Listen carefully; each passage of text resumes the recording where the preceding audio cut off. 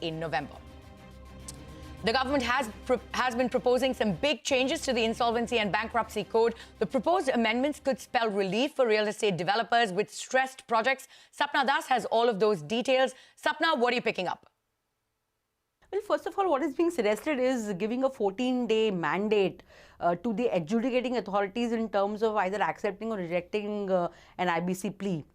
Basically trying to expedite the whole process. Second, of course, in terms of the real estate projects, some of the units which are under stress, so the amendments propose separating those stressed units which need the IBC proceedings, separating them from the rest of the entity, because the rest of the entity is completely functional.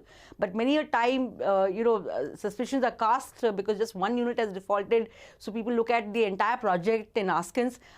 Government here is trying to separate the two, and I think this could be a boost for real estate developers facing some kind of a stress in some of the units. Apart from this, of course, trying to expedite the pre-packaged insolvency framework also. What is being suggested is that the voting for the COC, that can be reduced in terms of accepting such applications under this framework from 66% to 51%. And also bringing more CDs under the pre-packaged insolvency framework. Of course, these CDs are going to be prescribed, and I'm sure the government will come out with more rules and notifications once at least these basic amendments go through. Apart from this, it is also being suggested that the corporate debtor will not have the power to appoint the insolvency professional. This will now be done if the amendments are accepted by the IBBI, which is actually the regulator for IBC. Also, the pool of assets of a corporate debtor's guarantor, that should also be included under IBC. Apart from this, the government is also trying to strengthen some of its own powers. For example, it is being proposed that they should have the right to appoint an administrator under IBC.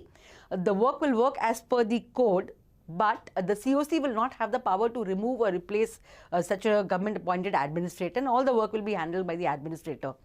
Last but not the least, the government is also trying to suggest that some powers should be given under the code to exempt a certain class of companies from the IBC. Maybe a separate kind of a window should be thought about them. No details as such, but maybe something will follow through in rules and notifications. All in all, the public comments to these important amendments are invited by February 7.